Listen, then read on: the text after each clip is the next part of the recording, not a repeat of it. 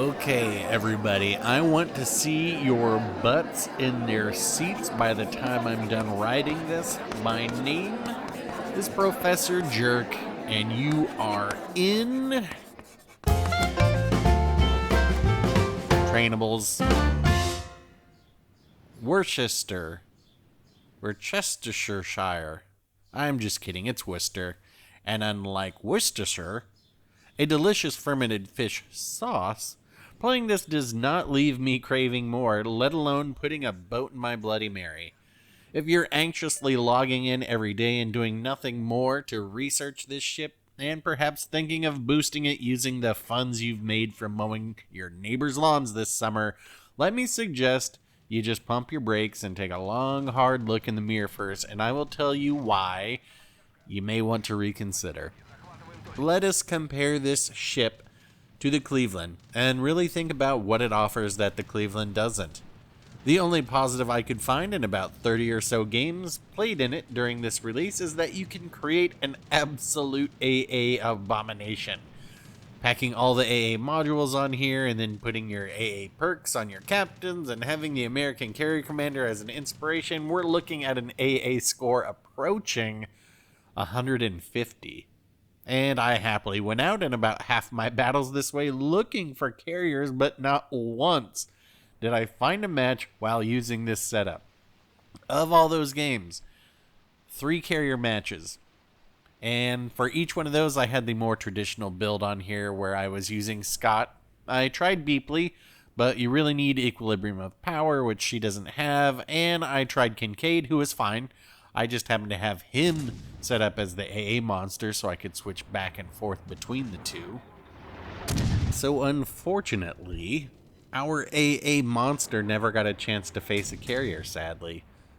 So instead, what you're seeing here is just a regular old Worcester build, happily chewing through planes that a carrier commander repeatedly sends after me over and over and over.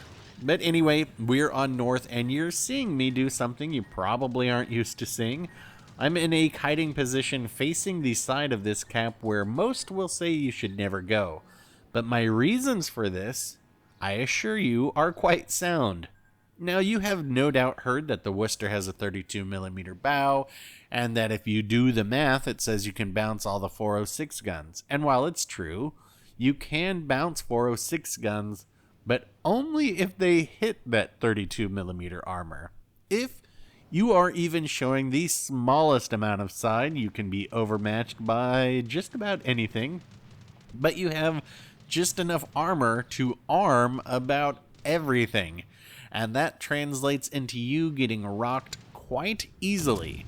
So if you thought you knew what hugging islands was before, prepare to hug them tighter than your grandmother hugged you when you struggled to get away.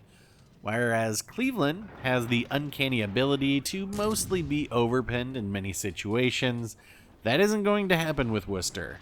You can't even do the I'm going broadside because I'm close and they will overpin maneuver, as you will just explode like a blood sausage.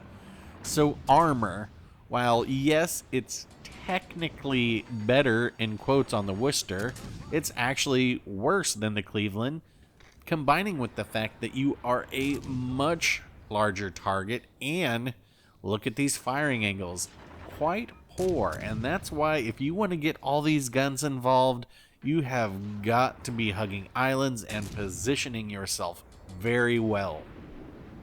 And is my positioning fantabulous here? Well, I mean, it's okay. I am going to get this Shimakaze here, but I definitely don't want to be heading west with the rest of my team. And it looks like the red team is steaming this way, and the blue team is steaming that away after taking a wrong turn at Albuquerque.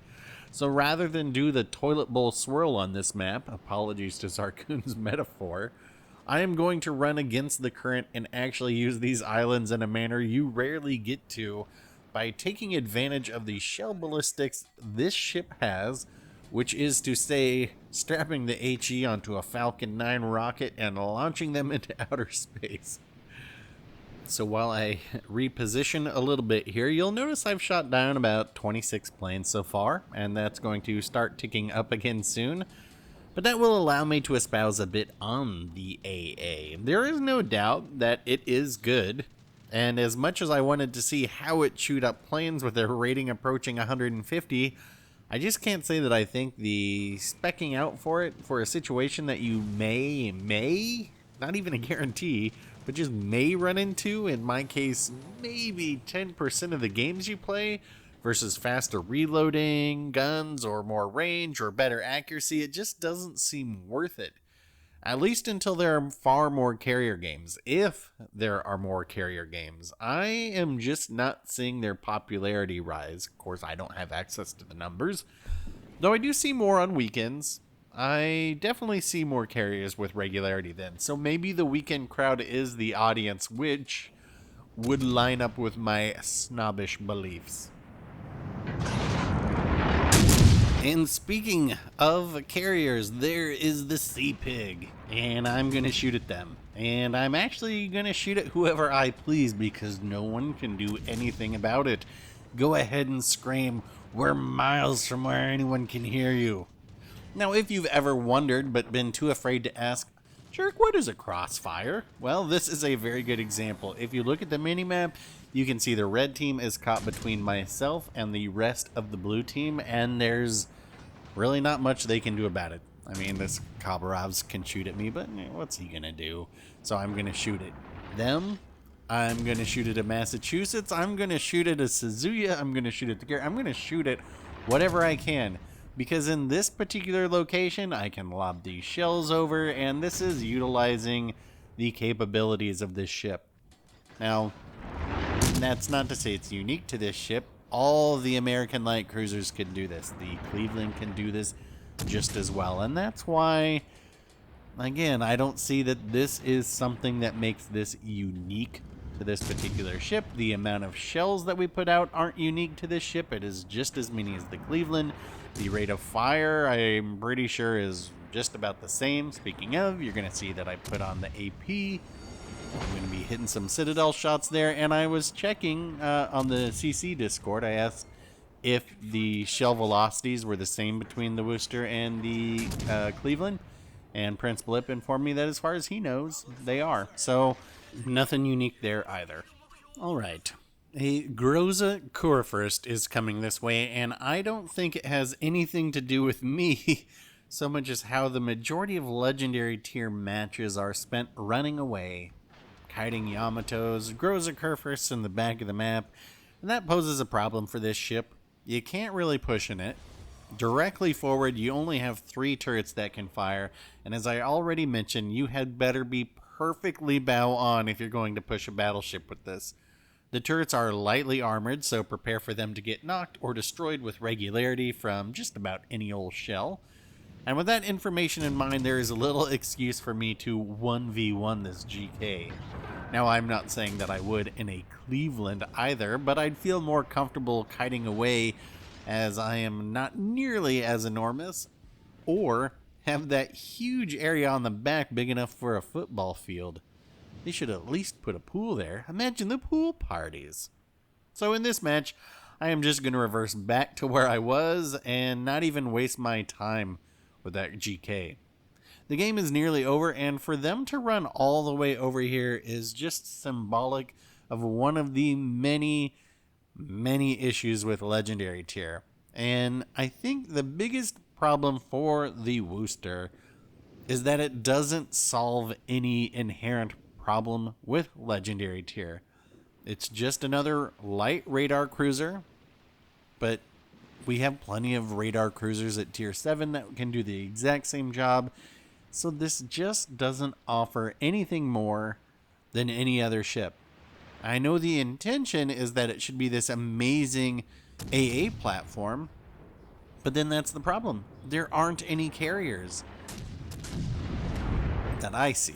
Now, again, I don't have info and I can only suspect, but I feel like carriers aren't that popular. I think the people who say that they want them are quite vocal, But I think when it comes down to it, those people don't play as much as those who just have no interest in them. So maybe that's why I see so few of these matches except on weekends. I don't know.